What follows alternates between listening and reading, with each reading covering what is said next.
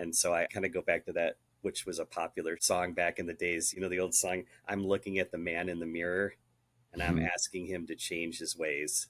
And that quote has stuck with me over the years, that I'm looking at myself in a mirror and the 12-step process is a way I can change my ways, which changes the unmanageability of what I'm dealing with.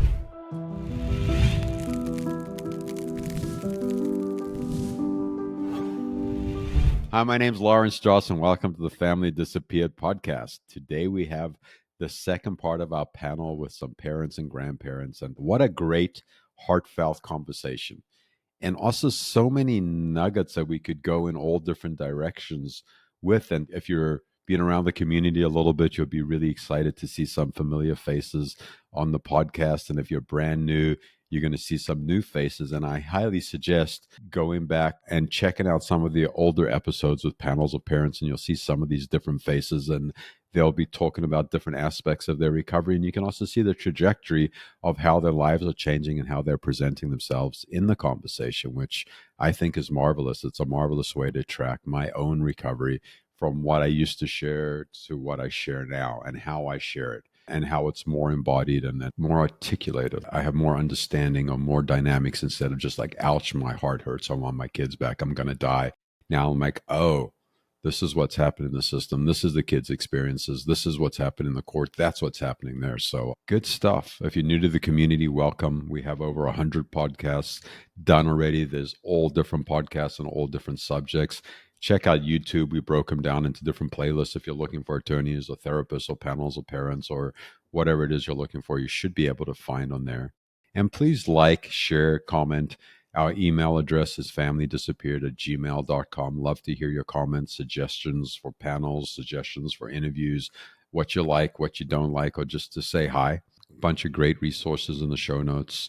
We'll put the questions from the show in the show notes too, if you're curious to see what those are, and even answer some of them on any of our social media channels. YouTube would be the preference. Lastly, we are a 501c3 nonprofit and would love some support if that feels appropriate to you. And with that, let's see what happens next on the panel. So it's funny. We have these panels of parents, and as I'm here thinking, like, how did this start and why did this come about? And it's an interesting story, at least to me, when I reflect back on it. And I never really seen panels of people doing any kind of stuff around recovery based until I got to Alcoholics Anonymous, where I got sober nearly 20 years ago. And we used to take panels into different kinds of institutions and different kinds of recovery houses or rehabs or stuff like that. And we're going with a panel of 3 or 4 people, and there'd be other people struggling with the same stuff, and we'd share our stories, which is basically what we're doing on the panel today. And then people would ask questions about our stories, and we'd talk about recovery.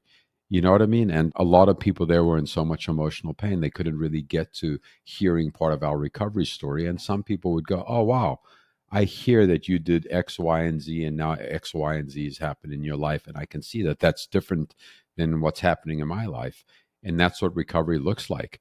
And it's just one person struggling with parental alienation, estrangement, or erasure, whatever you want to define it as, talking to one other parent.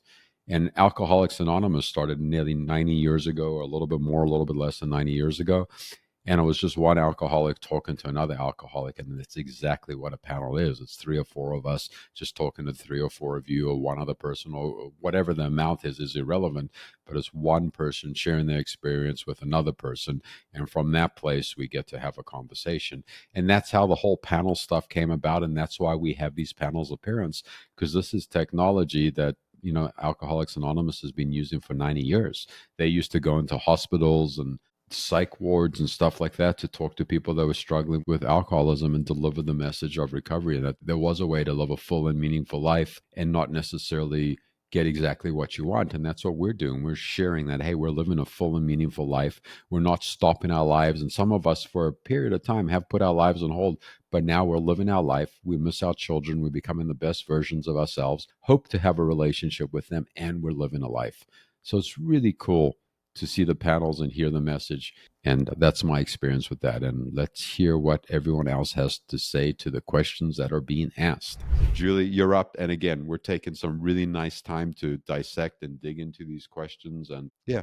So something that I've been thinking about is that I think many of us come from a 12-step background on one side or another. And it's interesting, Lawrence, that you chose a 12-step format to address this particular issue.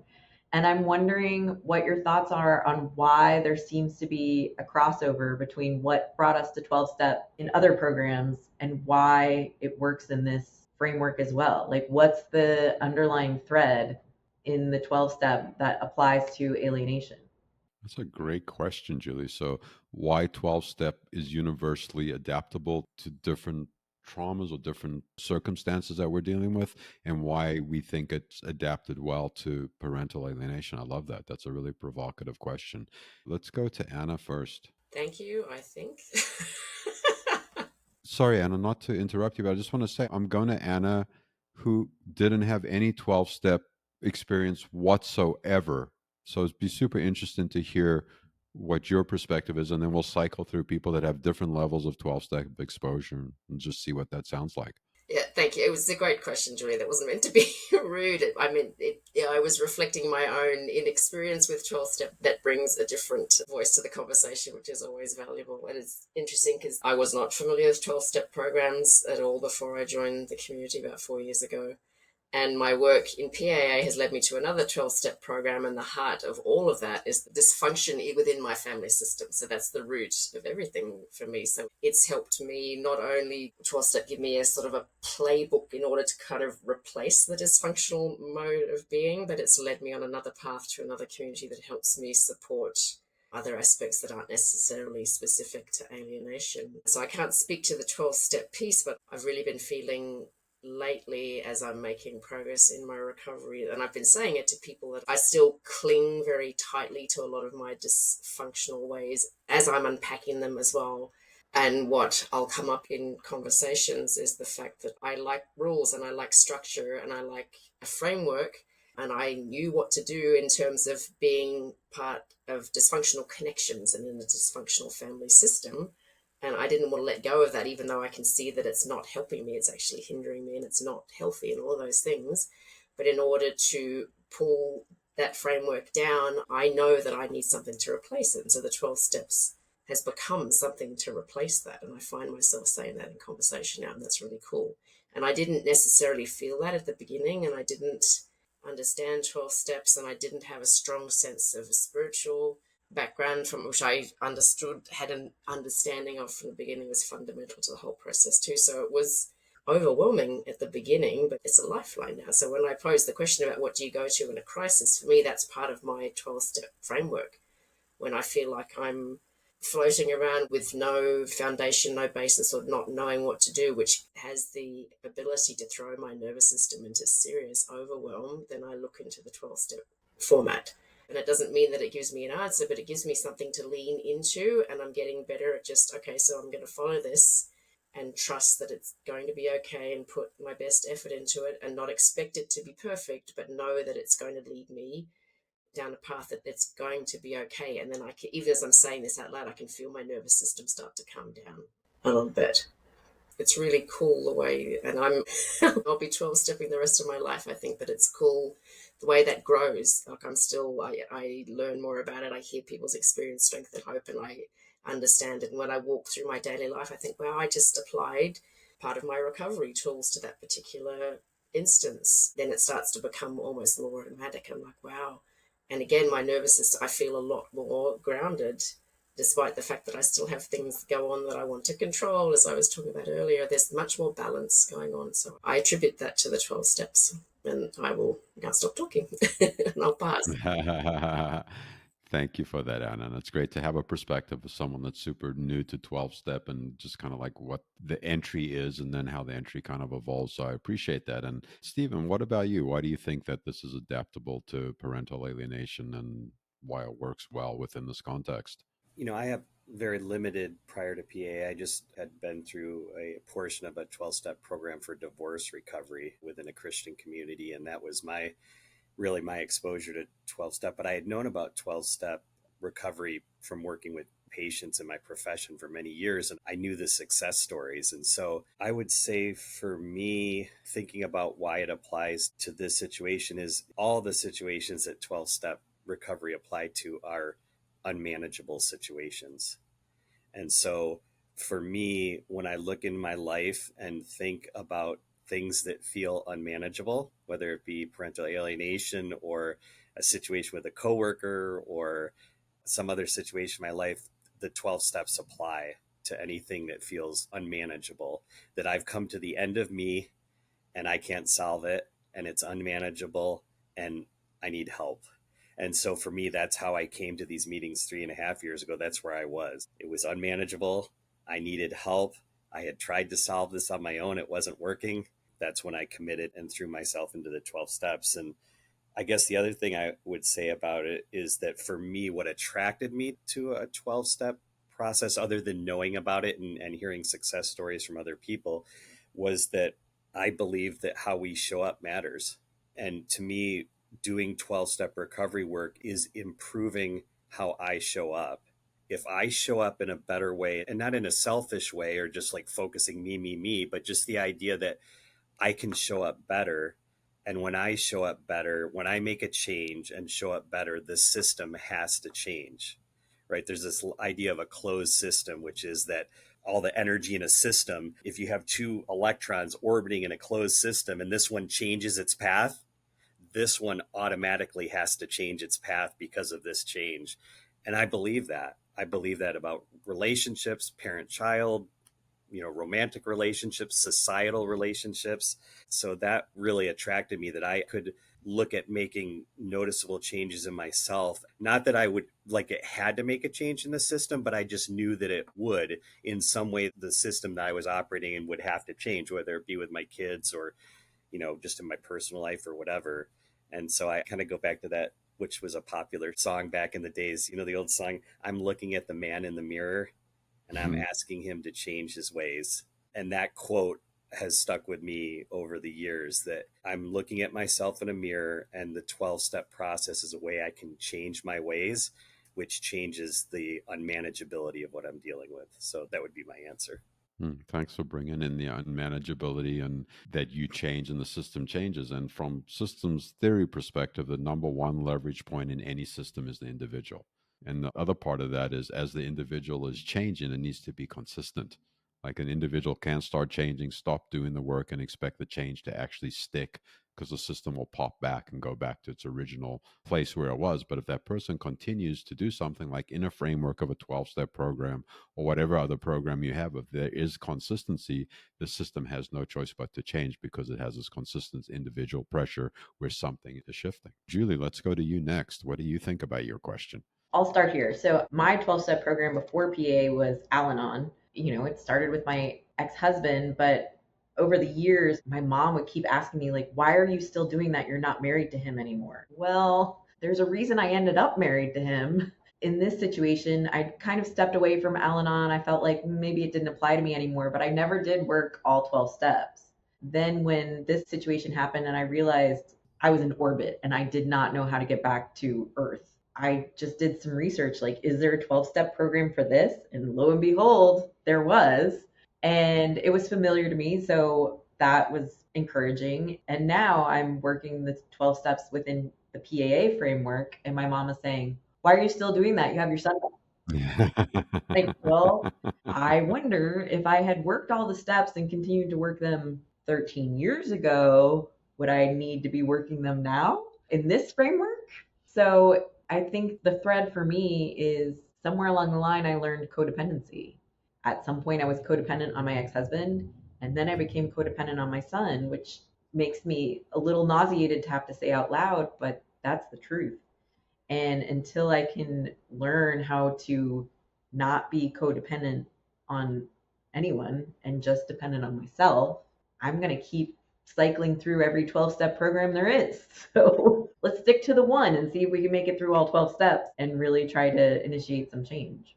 I love that, Julian. Yeah, and your stuff with your mom's super funny. Like, yeah, like, why are you doing this? Aren't you healed yet? You know what I mean? And it's that instant gratification, and we get that, and everything's going to be okay. Going back to Stephen's system stuff, like if it's constant, there's actually sustainable change. So that's why we keep coming back. And that's why they say it in the room. And it's the most annoying thing I ever heard when I first get there is the old timers as they keep coming back. I'm like, I hope you fall off a building. Like that was my thought process at that time. But Renee, like, what do you think it is that translates so we can even have a PAA community that's 12-step based? Man, what a great question. What comes up for me initially is I believe like our sister program, brother program, AA started 90 years ago. I believe it was divine intervention. And the fact that this program, however it happened, I don't know all of the details about how it occurred to somebody to say, hey, maybe we apply the 12 steps to this. Again, I believe it was divine intervention. It works too well and it translates too well from Al Anon to PAA. I know for me, I did work the steps 25 years ago. I've worked them several times since. And having done that in the past, once I started working these steps through PAA, it was at a much deeper level. And, that other program helped me to deal with the issue there.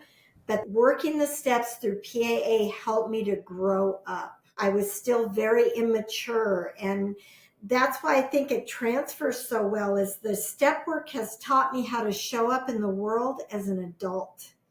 I never really got that. I kind of walked through life feeling like I don't really get it. Like I don't really get the rule book. Everything feels chaotic to me and confusing, and I just don't understand. And as soon as I started doing this work, things little by slowly started to make sense.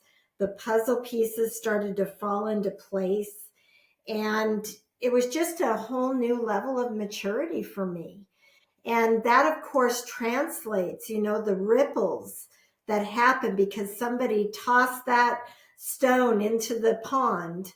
Those ripples have gone out and out and out. And I do believe that that is something that only someone divine could have created because it just works way too well if you work it. Knowing about the steps logically does me absolutely no good if I don't put my hands in it and start getting my hands dirty and figuring out what do I need to do to fix me. It's no longer and hasn't been for a long time about what I need to do to fix the ex or my children. It comes back to me. And that's where the recovery really started to change for me. Thank you for that, Renee. And I think in the original big book of Alcoholics Anonymous, it says something to the degree that a few meetings avail us nothing. You know what I mean? And these are people 90 years ago that came up with this framework. And what they were saying is going to meetings is great and it's a great place. And the work, like Renee is referring to, is where the recovery is and the relief too. I'd say for me, why I think this translates is that the first word of the first step is we. And as I'm isolated and trying to figure this stuff out by myself, it was impossible. And I needed community. And then I needed to be in a community that there was a common language. And the common language is that I'm struggling with this particular pathology, whatever vision I have of it. And there's a commonality in that. So now I'm in a room that I have a commonality and I'm struggling with other people that are struggling with the same thing. And I'm not alone. And I think that's why it translates so well for pretty much anything that it can get adapted to is having direct experience, which we spoke about before, like having direct experience in something. Like I think we were talking about in the court systems that a lot of people didn't have direct experience, so people couldn't really understand. But if you get everyone together that has that same direct experience in any 12-step program, we have a basis to start the conversation. And I think that's why this is successful and so many other programs out there are successful. And we're also seeing new technology come into different 12 steps where the languaging is shifting a little bit. And I'm watching it in this community. Like it is no different in this community than AA or Al-Anon or any of the 12-step program that I've been to, where I see people and the light comes on, they find community, they start working on their stuff and stuff starts to shift. And some people come and get a little relief and they leave, and it's identical to AA. And the percentages of people that actually stay through all these programs is super low. It's 3, 4, 5%. And it's a lot of work. And different people are getting different needs out of it, but it's consistent through every program I've been to. is I see that recovery in AA, they call it the pink cloud, and people start making friends and start getting some relief and start working the steps, and everything seems like you can see a shade of green again. And then it shifts as you go through recovery. So yeah, it's a fantastic model that these folks came up with divinely. And it was originally just one alcoholic talking to another alcoholic is how they came up with the stuff. It was two guys, two people. So great question. Super provocative question. Renee, what is your question? All right. So, my question, the one that I'm going to introduce, because the first one was a little bit more, I'd like to go off a different direction. Can you give your perspective on alienation being a family disease? Oof. Can you give your perspective on parental alienation being a family disease? That is a wonderful question, a provocative question. And I know a lot of people come in and like family disease and they don't really understand even what that languaging means. So I'm actually going to start with you, Renee, because it's a great question. I'm super curious what you have to say about it. For me, this opinion, this attitude, a way of looking at this has developed over the 4 years that I've been a part of this fellowship. And, at first it was hard for me to wrap my head around it. Like I can see it in other programs that it's a disease, a family disease. Absolutely. Oftentimes if someone's an alcoholic, there's alcoholism in the rest of the family. Same a little bit with other illnesses. But with this, I struggled at first. And then over time, my attitude started to change because I was able, for me, to define what that family disease is like. And I started to recognize both in my ex-husband's family and my family where alienation had occurred over the years. And it looked very different. In his family, it was very much almost like a cult. If you're in, you're in. And if you're not, you're not. And they fully alienated my family, my parents and everybody, but I had never been on the inside track of anything. And they took me under their wing and they, made me feel a part of, and I just got sucked right into that. And it never occurred to me that not only was I alienating my parents and my siblings, but that was happening with my ex-husband's family because they grew up together. His parents and my parents went to high school together. And now all of a sudden my family's on the outside and they always come last. And I, of course, had no idea that that's what was happening. And then with my family growing up, the way that alienation presented is more like an underlying attitude that we're better than other people. And I was such a sweet, innocent child and really pretty naive that I would praise other members of my family, oh, I just love Aunt and Uncle so-and-so. And right away it would come back with, well, but here's what's wrong with them. And I remember as a kid, and I think what I learned was that, oh, I had a positive feeling about somebody and then I'm told you're wrong. That's not accurate. This came from a child's heart. Like I really love these people and I was immediately shut down. And the beautiful part of that for me, and I'll end with this, is I recently saw that same aunt and uncle at a funeral and I was able to go up to them and say to them, you all have always been some of my favorite people in the world. Because as a child, I didn't get to share that. It was shut down so quickly that I immediately felt shame and guilt. And that's a form of alienation, in my opinion. We don't want you to love anybody else the way that you're supposed to love us. And boy, what an epiphany to get to go from when I first walked into these rooms until 4 years later. For me, that's what the term family disease, that's how I would define it.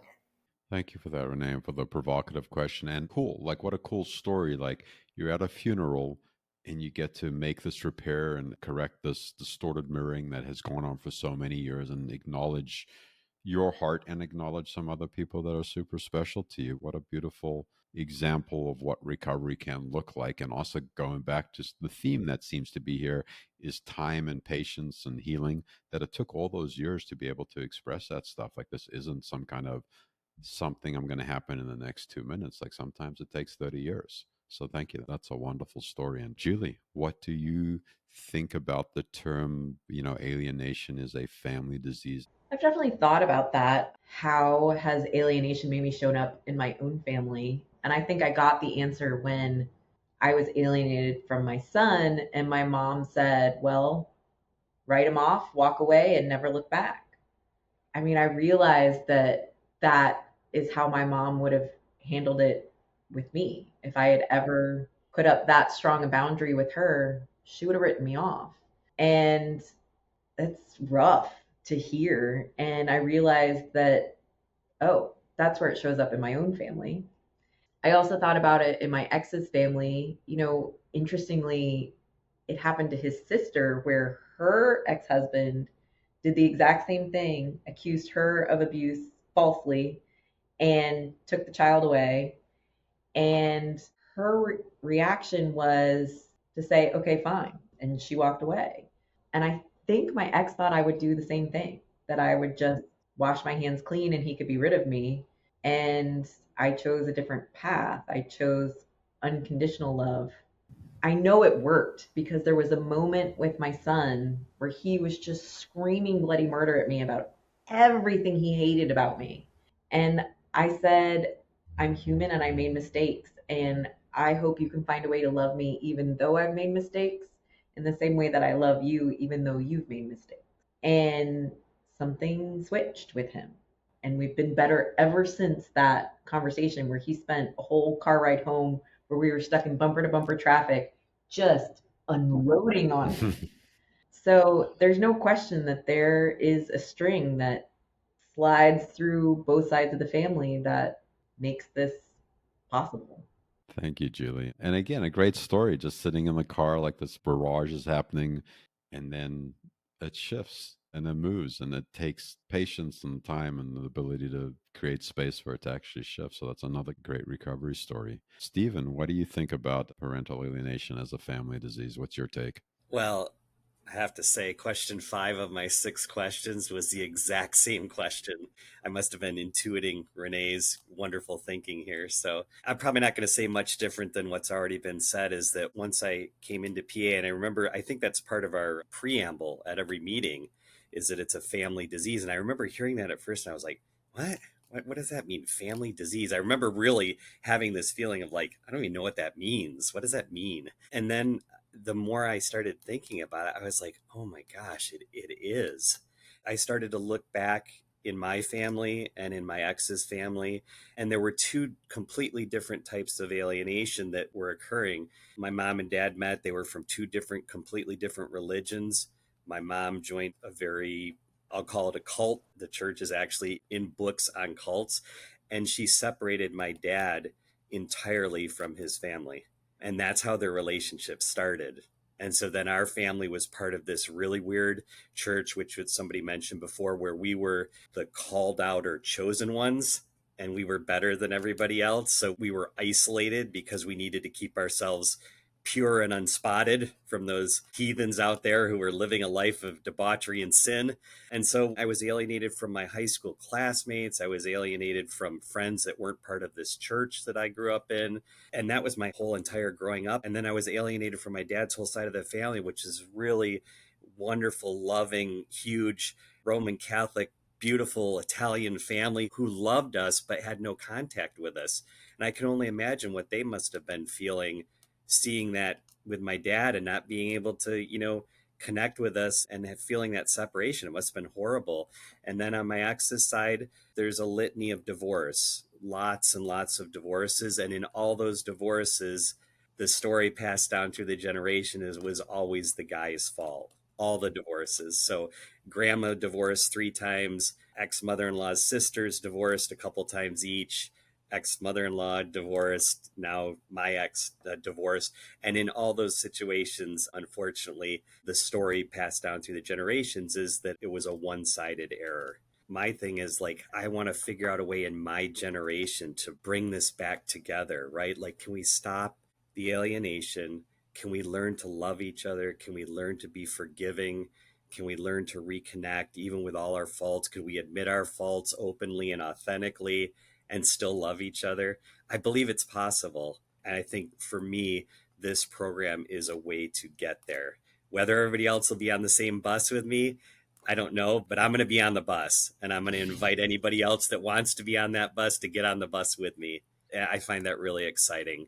I hope and pray that my kids and my ex and others in my life will want to ride that bus with me.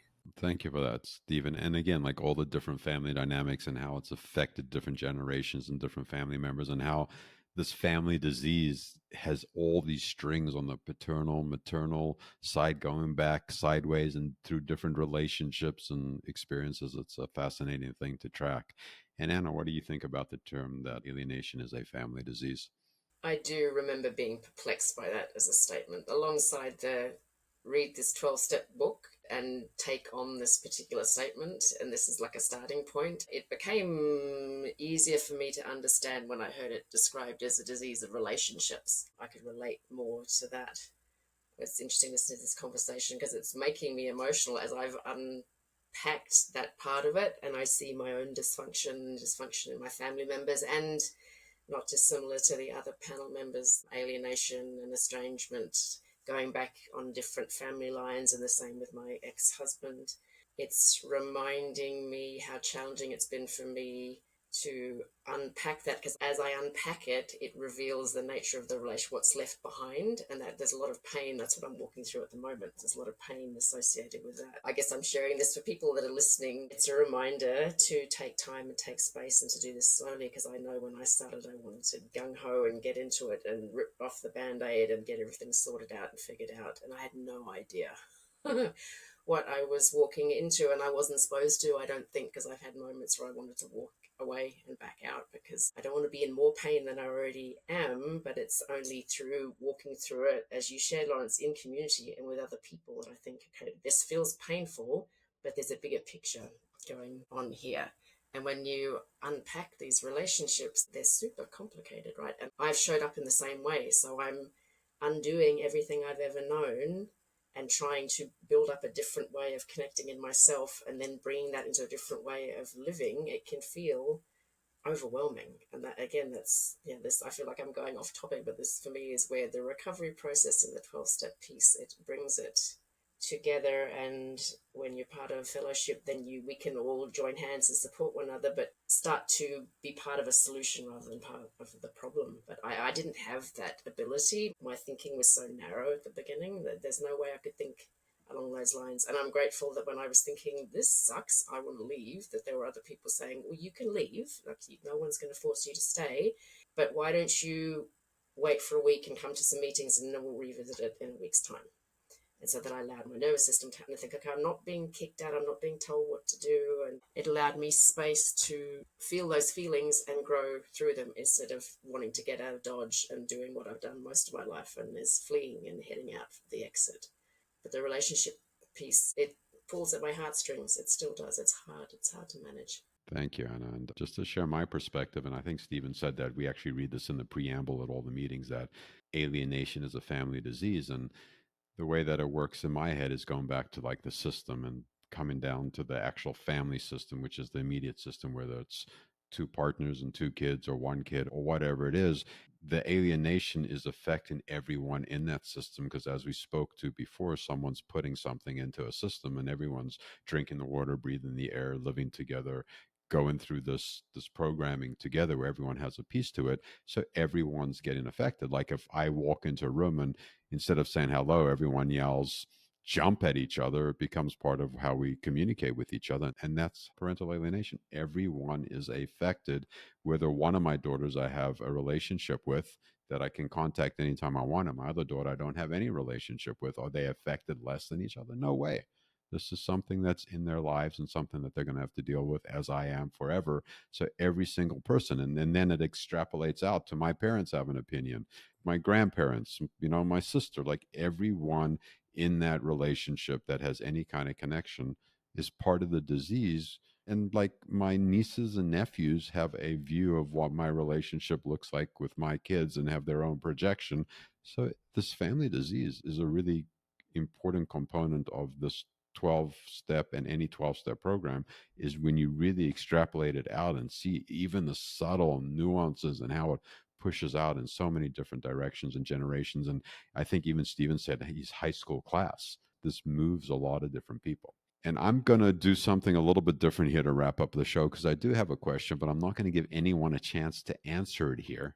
And what I'm going to welcome everyone in the community and the four of you, if you so desire. I think this episode, Anna can hopefully send out an email when this is coming out to everyone so they can go onto YouTube if that feels safe and accessible and there's a desire to participate and answer the question. And hopefully everyone out there that feels also called to it can answer the same question. My question is, what is the most significant shift in any one relationship that you have had that's not with your children and grandchildren, but that you can track to recovery? So what's the most significant shift in any relationship that's not like this immediate fire that we think this is the reason that we're here? What can I track? What does that look like in recovery in a relationship that's not my primary alienation? So with that, I'm going to say you're all rock stars. There's so many nuggets in recovery, and we could spend another 4 hours just teasing this apart, which I would love to do, but I'm not going to. And with that, you all have like 15 seconds to say your last word, check out, anything like that. We'll start with you first, Julie. I mean, I always like to put a message out there that 12 steps, it sounds scary to a lot of people. It sounds freakily religious and off-putting, and I would invite you to just give it a try. I mean, the nice thing about it is it's virtual. So you sign in and you hear what people have to say, and if it doesn't work for you, you don't have to come back, but it might. And it's nice to have a group of people that somebody in this group has been through something very similar to what you've been through. And there is a lot of healing just in having that community to turn to. Thank you so much, Julie. Yay. Renee, you're up. I'm going to be very succinct. Don't quit before the miracle happens. Full stop. I love that. It is so incredibly wise, and you're going to have to come to the rooms to figure out what that means. Anna. You know what, moving out of isolation and asking for help have been keystones in my recovery, and I need community to help me along with that. Thanks for the opportunity to share.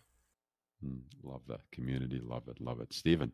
You know, I just feel after I have the opportunity to do these podcasts, I just feel such a warm feeling of gratitude in my heart, not just for the people here, but for the ability to have these discussions and to be authentic and to be open. And to anybody who's listening, I would just encourage you, like, come to a meeting, you know, come to a place where you can share, where things are open and authentic.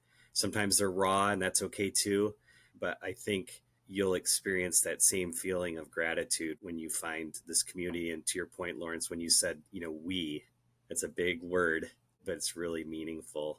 The connection I found through these rooms, through this podcast, those connections will last a lifetime. And it's really something I'm very, very grateful for. Wow, wow, wow, wow. I wish I could just keep saying that, but I have such appreciation for the community that we have these beautiful people. And I think the people on the podcast today was probably between 2 years and 4.5 years in program. And our community's been around for most probably about 4.5 years. I don't know what month we're in.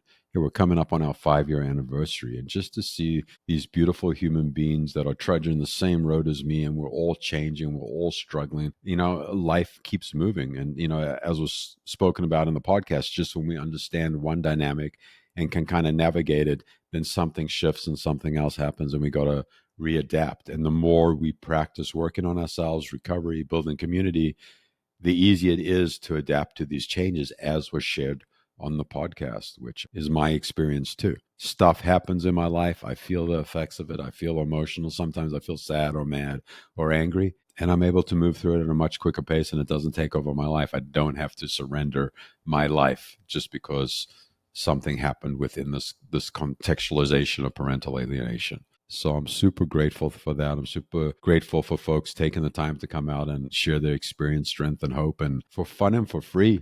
with everyone else out there. And hopefully it was useful. Love to hear if you liked it. familydisappeared@gmail.com. Please comment on any of our social medias and answer the question, what significant relationship have you seen the most change in your life that's not directly related to parental alienation? Like, what relationship, based on you working on yourself, whether it's in 12-step or any other place, has really shifted, and how did you track that?